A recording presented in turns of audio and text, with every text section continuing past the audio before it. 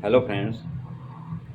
आज की हमारी जो मेडिसिन है, जिस डिजीज़ के ऊपर हम चर्चा करेंगे वो डिजीज़ है फीसर। फीसर अर्थात गुदा का खिंचाव, फटन गुदा में, और गुदा में बहुत ज़्यादा खुजली होना, ईचिंग होना, जो लगातार बनी रहे, उसके लिए बहुत ही उपयोगी और बहुत शानदार मेडिसिन हम आपको बताएंगे। या फिर कुछ खान पान के बाद कुछ दिन ठीक रहकर फिर से दोबारा से ये शिकायत हो जाती है। ये एक बार होकर प्राय दोबारा फिर हो जाती है या बनी रह सकती है। अतः अब यह रोग अधिकतर शरीर में ज़्यादातर खुश्की के कारण ये रोग उत्पन्न होता है। इस रोग के जो मुख्य कारण होते हैं वो होते हैं हमारे शरीर में हद से ज़्यादा खुश्की, मुंह, होंठ, आंते, गुदा, इन सब में खुश्की के कारण मुंह सूखने लगता है, होंठ फटने लगते हैं, बहुत ज़्यादा कॉन्स्टिपेशन रहने लगता है, गुदा में फटाव जैसा हो जाता है आदि होने पर गुदा में कुतरने जैसा, जैसे कि चीज़ से कुतर दिया हो, काट दिया गया हो, ऐसा बहुत तेज दर्द होता है। रोगी को एनएस में गुदा में बहुत ज़्यादा खुजली और कई बार आग जैसी जलन होती है। तब ये जो मेडिसिन हम आपको बताएंगे इसको देने से रोगी बिल्कुल ठीक हो जाता है। इस औषधि का प्रभाव, इस मेडिसिन का प्रभाव हमेशा गुदा पर होता है जब रोगी व्यक्ति सोच जाने से भी घबराने लगता है, मल त्याग के लिए भी वो डरने लगता है, क्योंकि जैसे ही वो मल त्याग के लिए जाता है तो उसको बहुत ज़्यादा पेन होता है। यहाँ तक कि पानी से जब व्यक्ति मल त्याग के बाद में अपना एनिस को साफ करता है उससे भी जलन होती है, दर्द होता है। उसकी एनिस में, गुदा में इतना दर्द होता है कि पेशेंट की चीख निकल जाती है। यह यूं होता है जब पतला मल आसानी से नहीं निकलता। कब्ज पर तो और भी ज़्यादा अधिक कष्ट होता है। यानी जिन पेशेंट को फीसर की शिकायत होती है उनको लूज मल जो होता है वो भी बड़ी कठिनाई से निकलता है। और यदि किसी को कॉन्स्टिपेशन हो तो कॉन्स्टिपेशन वाले पेशेंट को तो बहुत ज़्यादा दिक्कतों का सामना करना पड़ता है। गुदा में काटने जैसा दर्द होता है, गुदा द्वार में फटने और तथा उसमें आग लगने जैसा दर्द होता है, जलन बहुत ज़्यादा होती है, बहुत अधिक कष्ट होता है। तब ये मेडिसिन देने से बहुत जल्दी पेशेंट ठीक हो जाता है। मल त्याग करने के बाद भी पेशेंट को घंटों तक दर्द बना रहता है, चुभन रहती है, व्यक्ति को बैठना मुश्किल हो जाता है। इन सब लक्षणों के साथ तथा गुदा द्वार में फुलाव या सूजन बन जाती है। गुदा के चारों तरफ जो सूजन बनती है उसमें कई बार प्रोलेप्स की शिकायत हो जाती है, यानी कांच भी बाहर निकल जाती है। तब इस मेडिसिन को देने से रोगी बहुत ही जल्दी स्वस्थ हो जाता है। इस मेडिसिन का प्रभाव एनिस पर, गुदा पर बहुत जल्दी देखने में मिलता है। कई बार एनिस में, गुदा में ब्लड भी आना शुरू हो जाता है, तब भी ये मेडिसिन बहुत अच्छा कार्य करने वाली मेडिसिन है। विज्ञान शास्त्रों में निम्न स्तर पर प्राणियों पर ऐसे परीक्षण किए गए हैं जिनसे सिद्ध होता है कि उनके शरीर के भीतर मल उनकी आयु का निर्धारण करता है। शरीर और मानसिक आयु भिन्न भिन्न हो सकती है। शरीर की कोशिकाएं क्रियाशील बनी रहे, यौवन रहस्य व्यक्ति का बना रहे, ऐसे पेशेंट को यदि अपना स्वास्थ्य सही रखना है तो सबसे पहले अपना पेट ठीक रखना बहुत ज़रूरी है।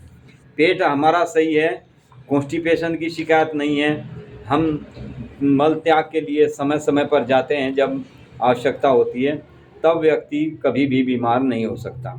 शरीर की कोशिकाएं क्रियाशील बनी रहे, यौन रहस्य उसकी क्रियाशीलता से छिपा रहता है। यदि पेशेंट का स्वास्थ्य सही है तो यौवन अवस्था जुगितु बनी रहती है, यानी व्यक्ति बुढ़ापे में भी अपने आप को बूढ़ा नहीं समझता, भले ही उसके शरीर पर बुढ़ापे के लक्षण दिखाई दे जाएं, झुर्रियाँ आ जाए, लेकिन शारीरिक रूप से वो मजबूत होता है। हमारे शरीर को जब भी कोई दिक्कत होती है, वो दिक्कत ही हमारे शरीर को बूढ़ा करती है। यदि शरीर में मल एकत्रित होने लगे, न होने पाए, अंगों में संचालन में कड़ापन न आए और शरीर में सेल्स नए बनते रहेंगे, तो इंसान बूढ़ा नहीं हो पाएगा। मान लो कुछ प्राणियों को थोड़े से समुद्र के जल में लगातार रखा जाए, उसके शरीर से मल उसका शरीर से मल शीघ्र वृद्ध बना देता है उसको। यानी यदि गंदे पानी में रहेगा जैसे, तो व्यक्ति बहुत जल्दी बीमार पड़ जाता है। यदि उसको स्वच्छ पानी में रखा जाए तो उसका स्वास्थ्य सही हो जाता है। यानी इसीलिए व्यक्ति हमेशा डेली नहाने का प्रयत्न करते हैं। जो नहाते हैं डेली, साफ सफाई अपने शरीर की रखते हैं, बाहर से शरीर साफ होगा तो काफ़ी कुछ बीमारियां हमारे शरीर को लगने से बच सकती है। इसी तरह हमारे शरीर के अंदर की कोशिकाएं हैं। यदि हमारा शरीर अंदर से भी स्वस्थ है, कॉन्स्टिपेशन नहीं है, भूख सही लगती है, लीवर सही है, तो व्यक्ति जल्दी से बूढ़ा नहीं होता। यानी कुल मिलाकर हमारे शरीर के स्वास्थ्य को हमारे शरीर का मल सबसे ज़रूरी है। वो समय समय पर मल को निकालना, मल त्याग करना। मल जिस पेशेंट को कॉन्स्टिपेशन की बहुत ज़्यादा शिकायत हो जाती है, वो पेशेंट अक्सर बीमार रहने लगता है। उसके कुछ न कुछ शरीर के अंदर कई एक दिक्कतें पैदा होने लगती है। प्राणियों को मल त्याग करने में कभी भी बहुत से पेशेंट ऐसे भी होते हैं कि जैसे वे कहीं किसी फंक्शन में या कहीं अन्य जगह बैठे हैं और उनको प्रेशर लगा, तो वे सोचते हैं कि चलो थोड़ी देर बाद जाऊंगा। मल त्याग और मूत्र त्याग को कभी भी रोकना सबसे बड़ा हमारे शरीर को नुकसान हो सकता है। मल त्याग की जब भी व्यक्ति को प्रेशर हो, तुरंत जाना चाहिए। ऐसे ही मूत्र त्याग के लिए प्रोस्टेट ग्रंथि बढ़ना, अन्य कई चीज़ें होना, यूरेथ्रा में स्ट्रक्चर बनना, या पेशाब नली में सूजन बनना, ब्लैडर में सूजन बनना, ब्लैडर में दर्द रहने लगना, ब्लैडर का कार्य सही से ना कर पाना, ये उन व्यक्तियों को उम्र के हिसाब से बढ़ने लगता है। जो व्यक्ति यूरिन पास करने समय पर नहीं जाते, यानी यूरिन का प्रेशर बना होता है, उसे वो वहीं पर रोके बैठे रहते हैं, सिर्फ ये सोच कर के थोड़ी देर बाद चला जाऊंगा, या कहीं गाड़ी वगैरह में कहीं सफ़र कर रहे होते हैं तो व्यक्ति यूँ सोचता है कि चलो थोड़े दूर का सफ़र हो रहा है, बाद में गाड़ी से उतर के तब यूरिन पास करने चला जाऊंगा।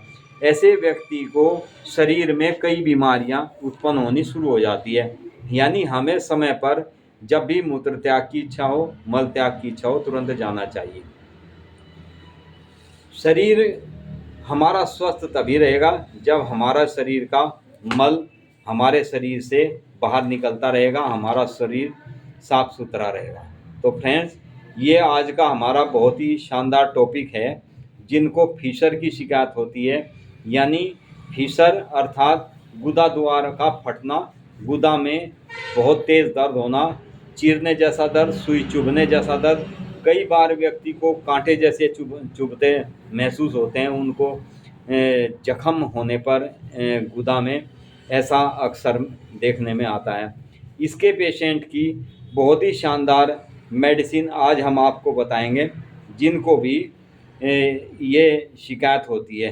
फ्रेंड्स, इसमें सबसे बेस्ट मेडिसिन जो है, वो जब पेशेंट की ऐसी स्थिति होती है, तब ऐसे पेशेंट को सबसे पहले जो मेडिसिन हम देते हैं, वो मेडिसिन है एस्कुलस और नाइट्रिक एसिड। ये दो मेडिसिन ऐसे पेशेंट को टन बाय टन करके देते रहें, यानी नाइट्रिक एसिड 30 पोटेंसी और एस्कुलस 30 पोटेंसी। ये मेडिसिन हर 3 घंटे बाद पेशेंट को रिपीट करके देना शुरू करें, तो फीसर की जिसको शिकायत होती है वो ठीक हो जाता है। एक और इसमें दिक्कत होती है पेशेंट को, जिस पेशेंट को फीसर की शिकायत होती है उसको टांगों में, कमर में बहुत ज़्यादा दर्द रहने लगता है। ऐसी स्थिति में पेशेंट को रेटेनिया मेडिसिन इसके साथ यदि दी जाए, यानी तीनों मेडिसिन यदि ये दिक्कत है तो कॉम्बिनेशन करके 3 मेडिसिन आप दे सकते हैं। तीनों मेडिसिन 30 पोटेंसी में ले, नाइट्रिक एसिड 30 पोटेंसी में ले, एस्कुलस 30 पोटेंसी में ले और रेटेनिया मेडिसिन 30 पोटेंसी में ले। तीनों मेडिसिन 30-30 पोटेंसी में लेकर इनकी 5-5 बूंद दवाई 1/4 कप पानी में डालकर दिन में 3 से 4 बार पेशेंट को दें, तो आप देखेंगे पेशेंट में बहुत जल्दी सुधार आना शुरू हो जाता है। पेशेंट बहुत जल्दी इस बीमारी से मुक्ति पा जाता है, निजात पा जाता है। तो फ्रेंड्स, ये था आज का हमारा फीसर के लिए गुदा फटना अर्थात फीसर की बीमारी, इसके लिए बहुत ही शानदार मेडिसिन। कई बार पेशेंट फीसर को बवासीर या बवासीर को फीसर समझ लेते हैं, जबकि दोनों बीमारियां अलग अलग हैं। इनमें एक फीसर में पाइल्स की, और पाइल्स वाले को फीसर की दवाई से जल्दी से आराम नहीं मिलता। फीसर के लिए आपको ये तीनों मेडिसिन का कॉम्बिनेशन लेना होगा, तो आप बिल्कुल ठीक हो जाएंगे। Thank you friends.